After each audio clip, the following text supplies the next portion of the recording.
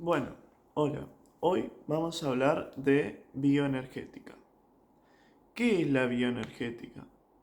La bioenergética es el término que vamos a utilizar en la biología, en la química, o mejor dicho, en la bioquímica, que, con el cual vamos a buscar entender todos los procesos de transformación de energía que ocurren dentro de un organismo vivo. Eh, Por ejemplo, el que conocemos ahora y el que vamos a estudiar y del que vamos a hablar ahora es el metabolismo. Pero, ¿qué es el metabolismo? El metabolismo son todas aquellas reacciones químicas y de transformación de energía que se producen dentro del cuerpo, ¿sí?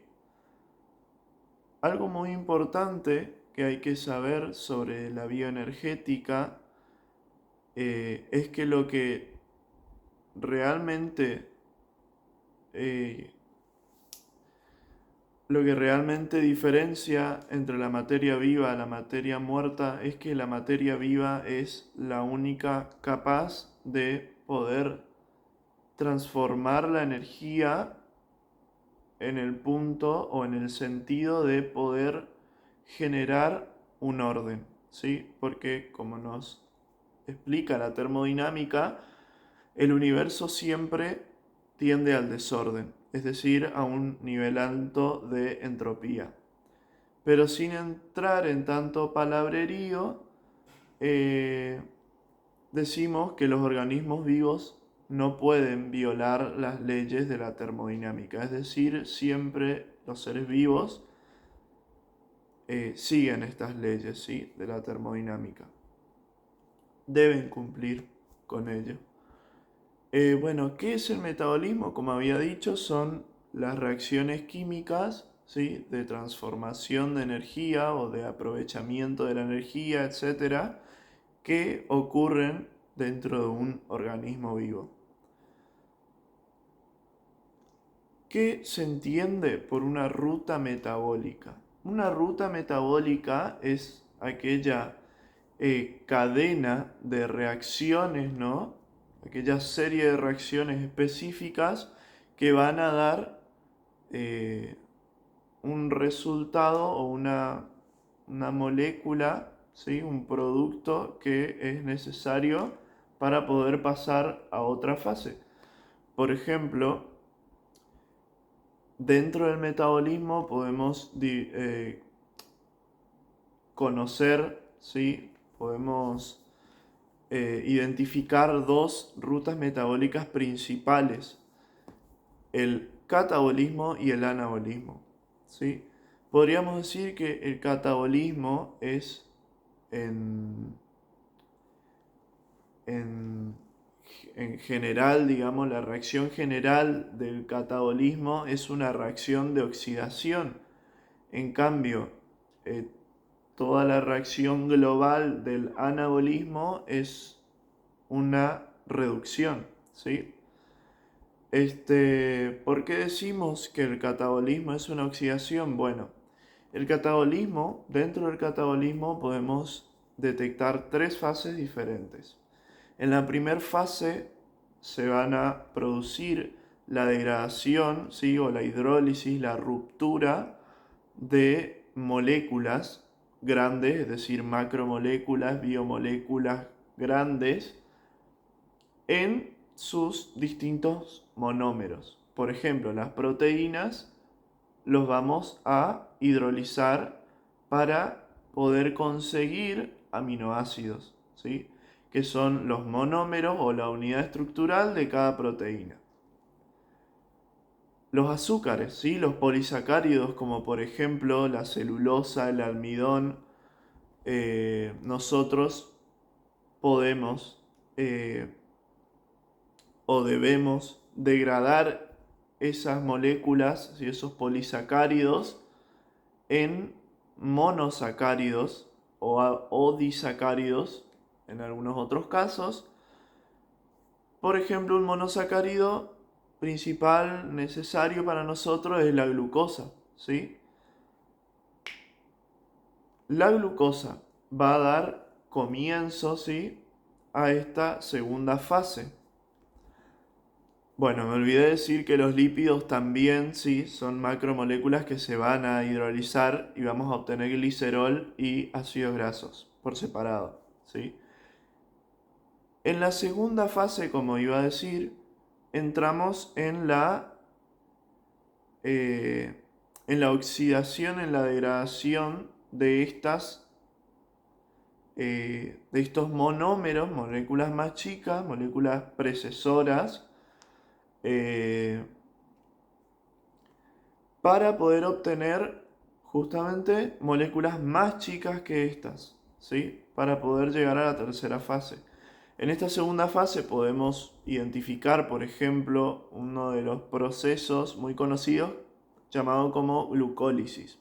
La glucólisis es justamente la oxidación y degradación de la molécula de glucosa para conseguir piruvato, ¿sí?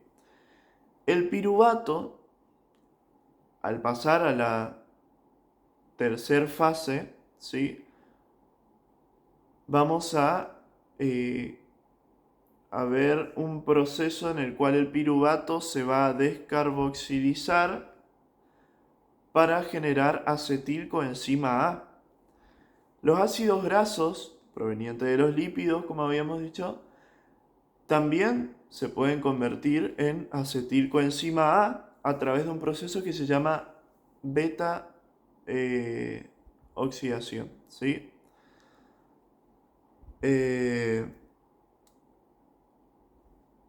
Y los aminoácidos provenientes de las proteínas también pueden ser o convertirse en moléculas que entran en la tercera fase, ¿sí?, específicamente en el ciclo de Krebs, a través de la transaminación, ¿sí?, dando como producto esta molécula que les digo, que pueden ser varias, y también el otro producto que da es el amoníaco, que el amoníaco se va a secretar por la orina, ¿sí? ¿Qué pasa? En la tercera fase vamos a ver un proceso, ¿sí?, o un ciclo llamado, bueno, ya hablé de la beta oxidación, ¿sí?, de los ácidos grasos, y a partir del acetilcoenzima A que se va a dar del piruvato y los ácidos grasos, vamos a entrar al ciclo de Krebs. El ciclo de Krebs es en realidad una ruta anfibólica. ¿Por qué? Porque este ciclo de Krebs lo que va a hacer es, o ciclo de los ácidos tricarboxílicos, lo que va a hacer es dar, o es un conjunto de reacciones, ¿sí?, que nos van a dar unos intermediarios llamados NADH, NADPH o FADH también.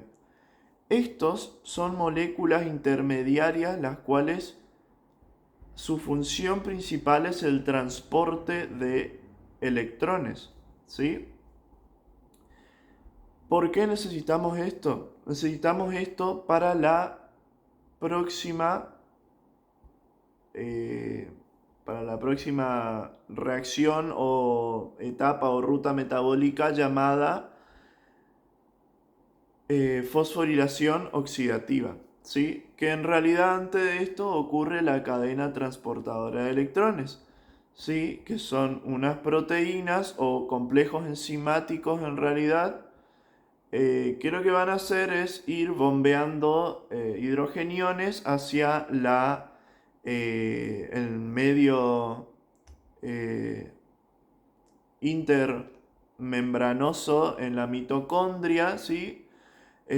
Tanto el ciclo de Krebs como la fosforilación oxidativa y el transporte de esta cadena de transporte de electrones se da en la mitocondria, ¿sí? Eso no lo especifiqué, pero es importante saberlo.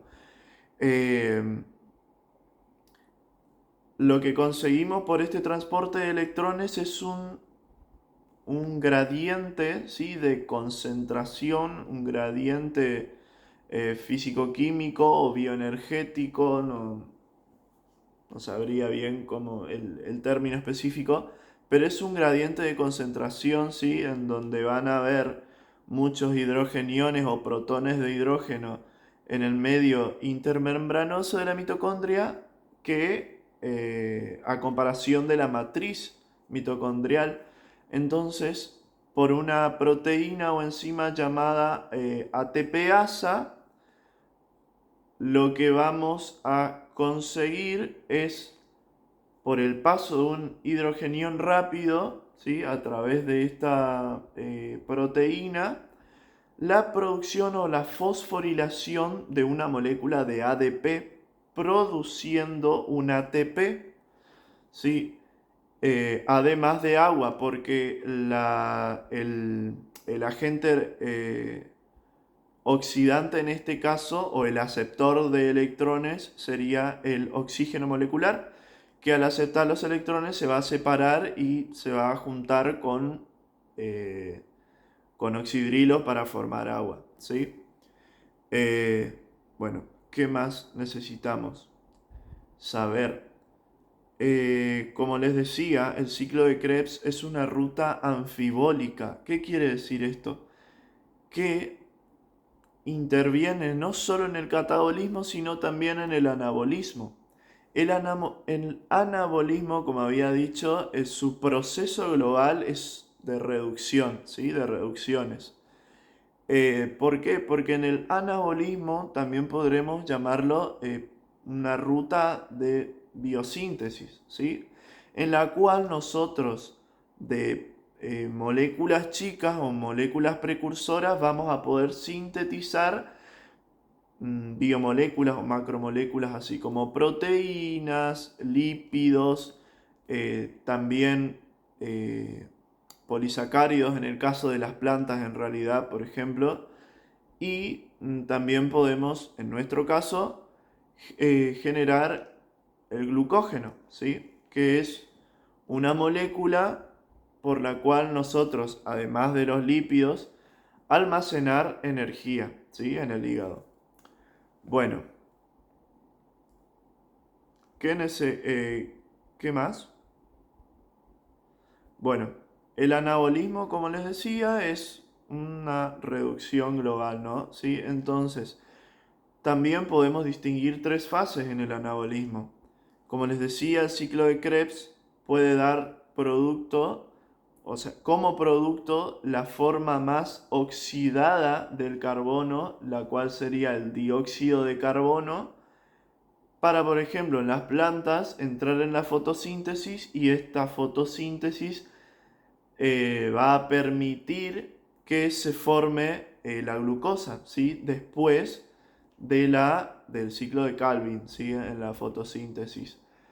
Eh, Luego de esta formación de glucosa, todas estas glucosas, pasando a la segunda etapa, se va a producir la síntesis, ¿sí?, de estas macromoléculas, ¿sí? Este, bueno, la segunda fase y tercera fase es casi lo mismo, o sea, es la segunda fase, la formación en realidad de estos monómeros como la glucosa, y la tercera fase en realidad sería la síntesis de estas moléculas o macromoléculas más grandes, ya sean proteínas, el almidón, por ejemplo, en las plantas, la glucogenogénesis, ¿sí?, que ocurre, por ejemplo, en los animales, para generar el glucógeno, ¿sí?, para almacenar energía, y también los lípidos a partir de los ácidos grasos y el glicerol. Bueno, ¿qué son las reacciones acopladas? Las reacciones acopladas son simplemente reacciones que se ayudan entre sí. Es decir, una reacción que es espontánea, es decir, que es muy exergónica y desprende mucha energía, así como la hidrólisis del ATP, el cual es un intermediario de transporte de energía inmediata para la célula, por eso se le llama moneda energética de la célula. Este desprendimiento de energía a través de la hidrólisis del ATP, por ejemplo, pueden ser otras reacciones, ¿sí?, que generen o liberen energía, que sean muy exergónicas. Esta energía liberada va a servir o va a ser captada por otro sustrato o otro reactivo en una reacción para poder hacer que esa reacción también sea espontánea y se pueda producir. Es decir, una reacción favorable va a favorecer o permitir que se produzca una reacción o que se lleve a cabo una reacción menos favorable, es decir, no espontánea.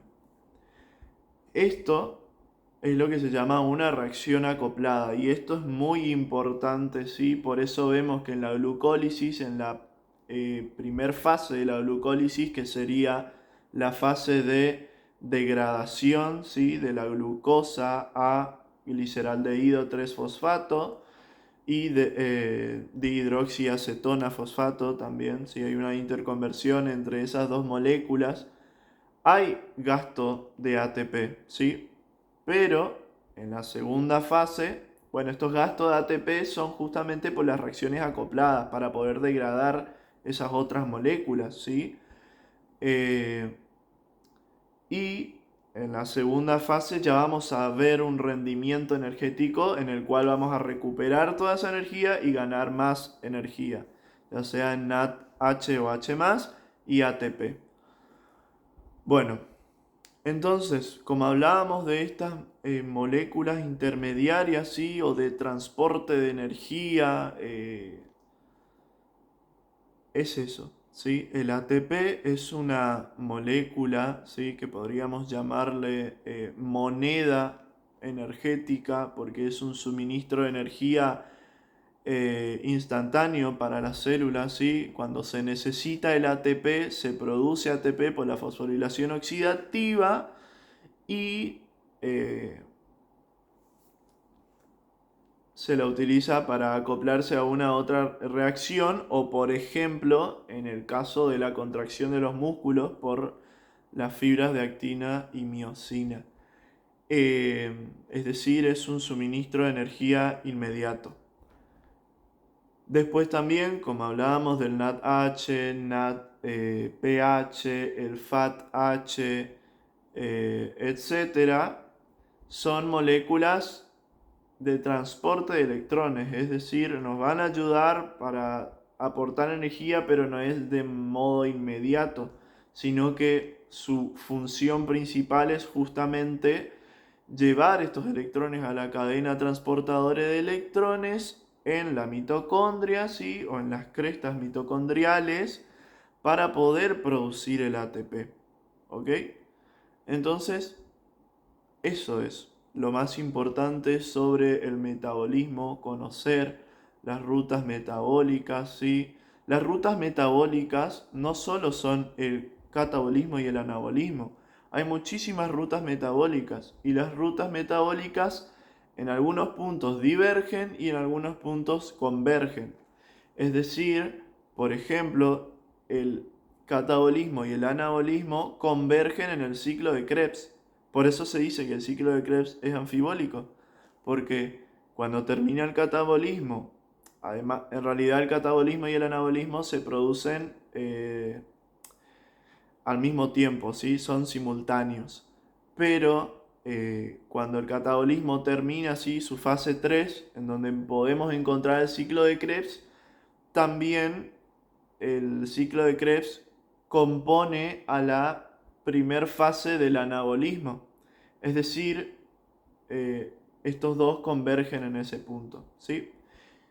Rutas metabólicas también, algo importante, característico de las rutas metabólicas es que hay muchísimas que nos pueden llevar, ¿sí?, y que pueden variar de un organismo a otro, ¿sí?, de un animal a otro, etcétera, que nos van a llevar a un producto igual o a un que tengan una misma función, ¿sí?, o un mismo fin. Entonces, esas son las rutas metabólicas y eso es el metabolismo. ¿Sí? Un conjunto súper complejo, una serie súper compleja de reacciones bioquímicas, ¿sí? Reacciones bioquímicas dentro de un organismo para poder generar energía y llevar a cabo eh, todo el ciclo que necesita un ser vivo para poder estar vivo.